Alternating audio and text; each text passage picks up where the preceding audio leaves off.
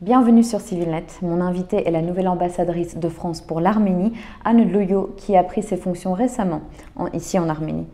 Bonjour Madame l'ambassadrice et merci d'avoir accepté notre invitation. Bonjour, merci beaucoup. Commençons par la première question. Des projets de collaboration sont en vue entre l'Arménie et la France. Ce sont des collaborations l'Arménie et la France ont toujours eu des collaborations ensemble. Mais l'un des projets de cette année et l'un des projets principaux est lié au patrimoine. La France se tient aux côtés de l'Arménie pour en assurer la sauvegarde et la mise en valeur. Quels sont les problèmes de patrimoine ici en Arménie qui justement a poussé la France, a encouragé la France à vouloir soutenir l'Arménie dans ce domaine-là? Eh bien d'abord, l'Arménie a un merveilleux patrimoine, foisonnant, très abondant, pas toujours en très bon état forcément. Il y a aussi des professionnels, de nombreux professionnels du patrimoine en Arménie, dont d'ailleurs de très nombreux connaissent parfaitement à la fois leur travail et le patrimoine arménien. Et nous voulions être aux côtés de l'Arménie dans la mise en valeur du patrimoine, l'aide à la restauration d'édifices importants pour l'Arménie qui se trouvent dans un état pas extraordinaire. Et nous voulions aussi être aux côtés de l'Arménie pour la formation de ces conservateurs du patrimoine. Nous avons nous aussi en France une longue expérience évidemment de la préservation, de la conservation du patrimoine et nous souhaitions le partager avec l'Arménie. L'Institut national du patrimoine a fait plusieurs missions en Arménie et a repéré des projets qui pourraient être menés à bien en collaboration à la fois avec les autorités évidemment arméniennes mais aussi avec des associations, des fondations qui s'intéressent au patrimoine. Alors peut-être je voudrais aussi ajouter que naturellement nous intéressons beaucoup au patrimoine parce que nous sommes un pays qui a une expérience, une histoire très longue comme celle de l'Arménie, peut-être même pas aussi longue que celle de l'Arménie, mais quand même. Mais nous voulons être aussi aux côtés de l'Arménie dans ce qu'elle a de plus contemporain dans sa culture. Nous aidons aussi, en dehors des aspects liés au patrimoine, nous aidons aussi des projets qui concernent les jeunes artistes, les créateurs de demain aussi, dans tous les domaines, les arts plastiques, le cinéma, le théâtre. On va avoir prochainement, par exemple, des ateliers d'art dramatique et nous soutenons avec beaucoup de bonheur le grand festival de cinéma Golden Apricot. Et est-ce que ce genre de projets sont étroitement liés au gouvernement ou bien ce seront aussi des projets indépendants avec d'autres organisations ou forcément ils sont liés au gouvernement arménien? Nous, comme ambassade, nous travaillons naturellement avec le gouvernement. Moi, j'ai remis mes lettres de créance au président, les copies de mes lettres au ministère des Affaires étrangères. Nous travaillons avec le gouvernement, mais nous travaillons aussi avec la société civile. C'est très important. Le rôle d'un ambassadeur, d'une ambassadrice, c'est aussi de créer des liens entre les deux sociétés civiles.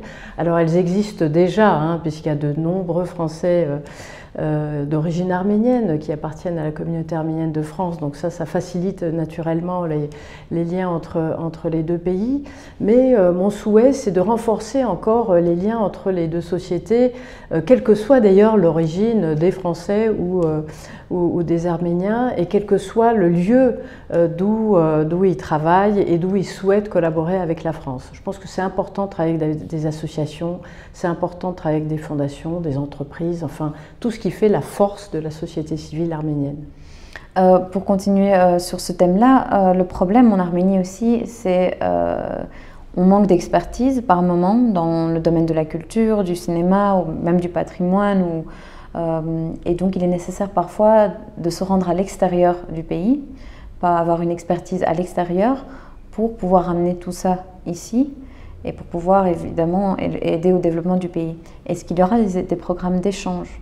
Oui, alors ça, je souhaite développer ces programmes de mission en France, de responsables de projets culturels ou éducatifs en Arménie, de manière à ce que non seulement ils se familiarisent avec ce qui se fait en France, mais que surtout ils rencontrent des experts français de leur domaine pour établir des liens, pour revenir effectivement en Arménie en ayant engrangé quelques exemples de ce qui peut se faire en France, mais aussi et surtout en ayant noué des contacts avec avec leurs homologues français. Je pense que c'est comme ça qu'on construit une relation, je le répète, entre les sociétés civiles et donc entre les individus, leurs désirs, leurs expériences, leurs projets. Donc, par rapport au projet français en Arménie, la France a envoyé 3 missions médicales pour lutter contre la Covid-19.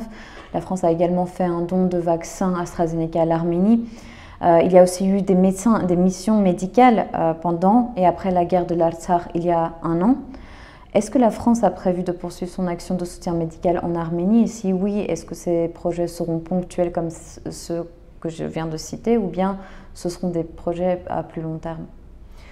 Dans un premier temps, évidemment, notre devoir et notre souhait, c'était vraiment d'apporter une aide d'urgence à l'Arménie dans la situation extrêmement difficile dans laquelle elle se trouvait, avec l'afflux de réfugiés qui venaient évidemment du Karabakh. Donc on a apporté une aide qui correspondait à la situation, une aide d'urgence, notamment médicale, mais pas que médicale. Il y avait aussi des aides alimentaires, de prise en charge psychologique. Bon. Donc cette aide médicale, elle a été extrêmement importante dans un premier temps, elle correspondait à une situation d'exception. Maintenant, nous souhaitons faire évoluer cette aide et que ça devienne justement une coopération plus qu'une assistance. D'ailleurs, la semaine prochaine, nous recevons une délégation de personnalités du monde médical et hospitalier français, dirigée par Martin Hirsch, qui est le président des hôpitaux de Paris, Assistance publique hôpitaux de Paris. Et l'objectif, c'est justement de réfléchir à une collaboration entre les hôpitaux arméniens et les hôpitaux français. Il y aura aussi les hôpitaux de Lyon, par exemple. Collaboration qui pourrait se concrétiser, par exemple, là encore, dans de la formation, dans de l'accueil de stagiaires, pour réfléchir sur l'expertise à mettre en œuvre dans les hôpitaux arméniens. Voilà, donc, en tout cas, mon souhait et le souhait d'autres acteurs français en France est bien d'entrer maintenant dans une autre dimension de notre coopération plus durable. Donc il s'agit de votre première fois en Arménie sur le long terme et vous succédez à l'ambassadeur Jonathan Lacote et vous arrivez à un moment pas critique mais en tout cas tendu dans le pays. On est en situation de tension ici. 1 an après la guerre de l'Artsakh, rien n'est sûr, ni pour le futur de l'Arménie, ni la situation est plutôt trouble en ce moment. Et l'Arménie n'est pas exempte d'un nouveau conflit aussi intense que celui de l'année précédente. Est-ce que, quelle sera votre mission ici en tant que personne issue de la diplomatie et en tant que représentante de la France en Arménie? Avant toute chose, je voudrais rendre hommage à mon prédécesseur, Jonathan Lacote, qui, je sais, a été extrêmement actif ici pendant cette période terrible que le pays a connue l'année dernière. La France a apporté un très grand soutien, je crois, politique, moral, aussi une assistance, comme je venais de le dire, à l'Arménie pendant cette période. Donc je voulais rappeler que Jonathan Lacote a beaucoup fait pour manifester le soutien de la France à l'Arménie pendant cette période. En effet, la situation n'est toujours pas stabilisée, puisqu'on a un arrangement avec un cessez-le-feu, l'arrangement du 9 novembre, mais il n'y a pas encore d'accord de paix à proprement parler. Notre rôle à la France, avec les autres coprésidents du groupe de Minsk, c'est de tout faire, vraiment de tout faire, pour arriver à la conclusion d'un accord de paix, de tout faire pour favoriser le dialogue entre l'Arménie et l'Azerbaïdjan de manière à ce que les deux pays parviennent à s'entendre autour d'objectifs communs pour la stabilité du Sud-Caucase, c'est absolument indispensable. Donc notre rôle, c'est celui-là dans le cadre du groupe de Minsk, évidemment avec les 2 autres coprésidents, avec la Russie et avec les États-Unis. Comme vous le savez, je crois, nous avons un ambassadeur qui représente la France au sein du groupe de Minsk, qui s'appelle Stéphane Visconti. Donc moi, mon rôle, ça ne va pas être directement de contribuer à cet effort en faveur de l'accord de paix, mais ça va être dans le cadre de la relation bilatérale de favoriser les pistes de dialogue, d'identifier les domaines dans lesquels des rapprochements pourraient avoir lieu, de contribuer à l'établissement d'un climat favorable au dialogue et à la formulation, définition de solutions durables pour la stabilité dans la région et la sécurité des populations, qui est pour nous extrêmement, enfin pour nous comme pour l'Arménie évidemment, un sujet absolument prioritaire. Pour en revenir aux projets à venir, vous avez également désiré mettre en place des projets liés à l'éducation, à la culture et à l'apprentissage de la langue française. Qu'est-ce que vous avez décidé d'établir ici, dans ces domaines-là? Alors, c'est pas comme si il n'existait rien, hein. Il y a énormément de projets qui existent. Là encore, les milieux éducatifs et culturels français et arméniens sont en contact l'un avec l'autre au quotidien. Moi, mon rôle, ça va plutôt être un rôle de facilitatrice. D'ailleurs, au sens étymologique du terme, ambassadeur, c'est serviteur. Donc, on sert quelque chose, hein.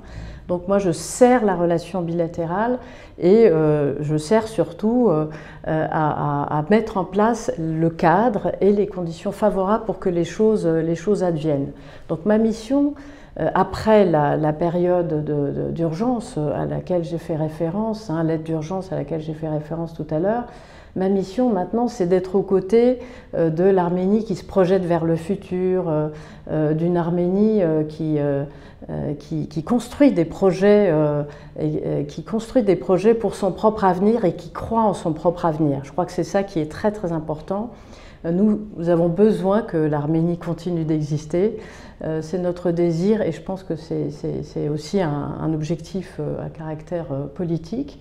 Et c'est la raison pour laquelle nous souhaitons être aux côtés de cette Arménie qui se projette vers l'avenir. En effet, je vous l'ai dit, le gouvernement, l'administration, la jeunesse, hein, d'où l'importance des projets éducatifs, mais aussi les scientifiques, les artistes, les professeurs, les médecins, voilà. Donc toutes ces catégories qui jouent un rôle absolument central dans la préparation de l'avenir de l'Arménie. Donc comment est-ce qu'on va procéder? On va d'abord évidemment renforcer les projets qui existent déjà. Par exemple, l'Université française en Arménie est un projet extrêmement important. Je cite un chiffre qui me paraît vraiment, très, très emblématique, c'est que 90% des étudiants de l'UFAR, l'Université française en Arménie, restent en Arménie, sont recrutés en Arménie et donc mettent leurs compétences au service du projet de l'avenir de l'Arménie. Donc ça me paraît très important. Je pense qu'il faut encore développer ce projet, le diversifier, voilà, ça par exemple. Je pense qu'on peut aussi développer d'autres pistes de formation, par exemple dans le domaine de l'enseignement professionnel, favoriser l'employabilité des jeunes, je pense que c'est une priorité, donc nous allons travailler là-dessus, hein, sur l'employabilité des jeunes, travailler effectivement sur l'enseignement du français. Hier était à Yerevan la secrétaire générale de l'Organisation internationale de la francophonie. Elle exprimait son attachement pour l'Arménie puisqu'elle a été élue secrétaire générale pendant le sommet de la francophonie de Yerevan en 2018. Et elle a dit, voilà, pour nous, la francophonie, ici comme ailleurs d'ailleurs, à Yerevan comme ailleurs, en Arménie comme ailleurs, c'est plus large que le français. C'est le français, mais c'est aussi des valeurs qui sont attachées à la francophonie. Par exemple, l'égalité femmes-hommes, qui est un sujet évidemment très, très important. Par exemple, les valeurs de tolérance, de coexistence pacifique, hein, entre des communautés qui ne partagent pas forcément toujours la même façon de vivre ou la même vision du monde. Par exemple, la solidarité aussi, parce qu'une société elle ne fonctionne bien que si elle repose sur des liens de solidarité. Je me suis assez bien retrouvée dans ce descriptif de la francophonie et j'ai assez envie de mettre en œuvre le projet francophone selon les lignes qu'elle a indiquées, avec évidemment tous les autres pays francophones. J'ajouterais, chose très importante aussi, c'est que dans ce projet-là, hein, d'appuyer l'Arménie à se projeter vers l'avenir, la France travaille évidemment au sein de l'Union européenne. Hein. La France va assumer la présidence de l'Union européenne l'année prochaine, hein, en 2021. Vous le savez, l'Union européenne est très présente auprès de l'Arménie et nous intervenons dans ce cadre-là avec tous les autres pays membres. Et alors, dernière question. On parlait de l'avenir d'un pays. L'avenir d'un pays repose souvent pour tout le monde sur aussi son pouvoir économique. C'est très important d'avoir une économie forte, en tout cas florissante. Et c'est l'un des points d'inquiétude en Arménie en général, le marché du travail. Vous en avez parlé en 2 mots par rapport à l'UFAR. Est-ce que dans un projet de collaboration, il serait envisageable ou il est envisageable d'avoir une collaboration, en tout cas des firmes, des compagnies françaises qui pourraient éventuellement venir s'installer ici et commencer à ouvrir le marché professionnel à l'Arménie? Est-ce que c'est des choses qui sont envisageables, qui ont été discutées entre la France et l'Arménie dans ce sens-là, d'avoir une collaboration économique? Bien sûr, ça fait partie de notre mission aussi, l'économie, les relations économiques, commerciales.